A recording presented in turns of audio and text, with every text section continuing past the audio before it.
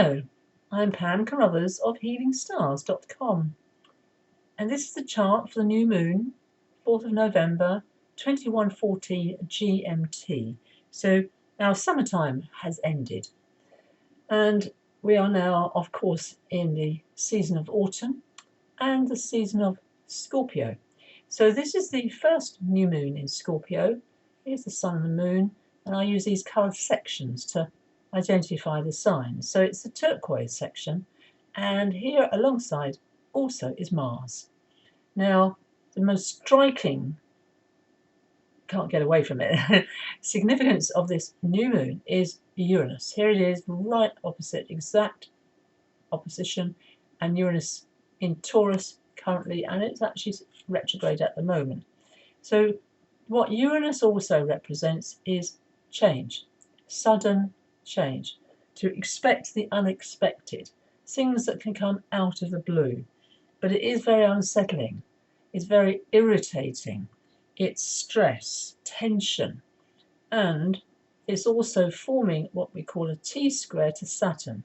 It's not so strong, see the line, the red line is not so strong, but Saturn is in another fixed sign of Aquarius. So this is a T-square, no, and the release of a T-square is usually in the opposite sign of Aquarius, which would be Leo, which is where, of course, the sun is strong. And it's about creativity and individuality. Uranus is very much about the awakening of the individual, which occurs at midlife, at the age of 38 to 42. It's opposite itself. So that might be going on for you. And change is not comfortable for us human beings. We much prefer things to be steady, easy, uncomplicated, all of the above.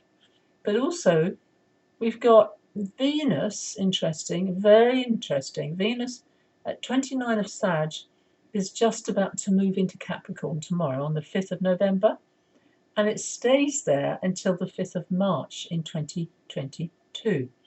So that is a tour of duty, November, December, January, February, 4 months. And Venus is going to go retrograde, it is, and then it will be reappearing as a morning star in next year, for roughly the whole year, roughly. But also, it's currently just at the end of being an evening star, and this is the horizon. So planets rise in the east and they set in the west. So there's the sun and moon. So Venus sets after the sun and moon as that evening star. So moving into Capricorn, the sign to do with Saturn, maturity, the elder, the statesman, stateswoman, and very grounded, very much so, and also starts a new shamanic cycle, of which I've given a webinar, and I'm thinking about doing another one. But anyhow, I'll think about that and contemplate. Saturn is set at a right angle to the sun and moon and Uranus, and that will get exact by the end of the year, that square again to Uranus. So we are the authority, Saturn, the rules, versus people who don't want to obey the rules. That's the freedom fighters that Uranus represents. We have a good, lovely Saturn sextile, that blue line, to Chiron. Healing is being offered here. Chiron is retrograde, so it's going back to form that exactly. And that wounded healer, of course, is a very strong archetype and completes its journey when we're 50. Goes around the chart. Anyone's chart takes 50 years.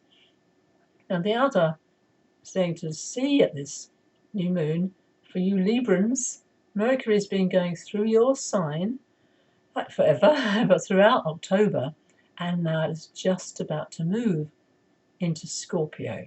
So it's also at this new moon in another sextile to Venus, which is positive, and Mercury is in Venus's sign, so that doubles that up.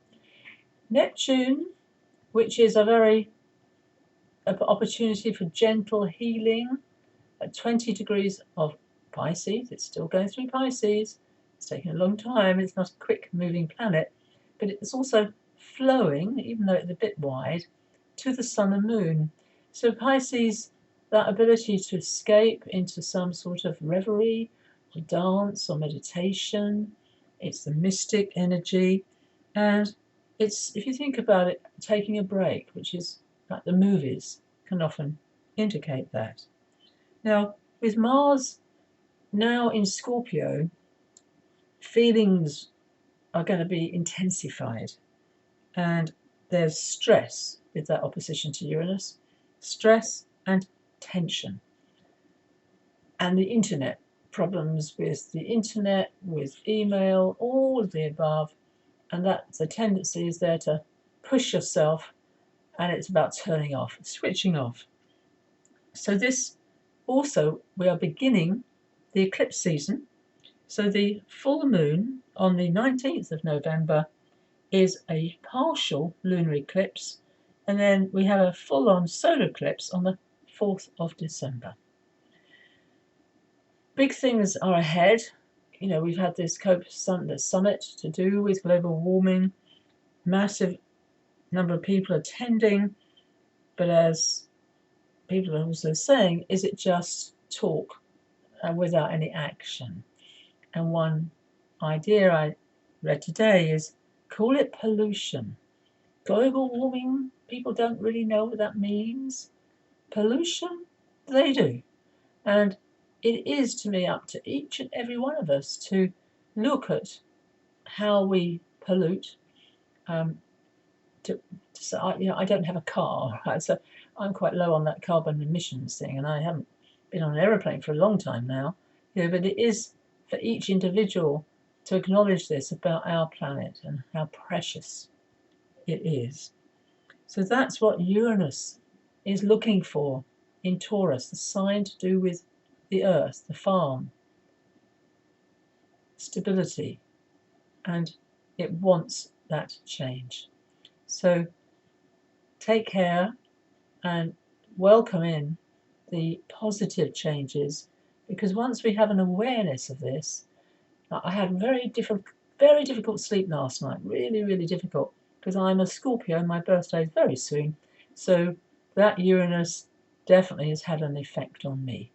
So thank you for watching. Pam Carruthers of healingstars.com.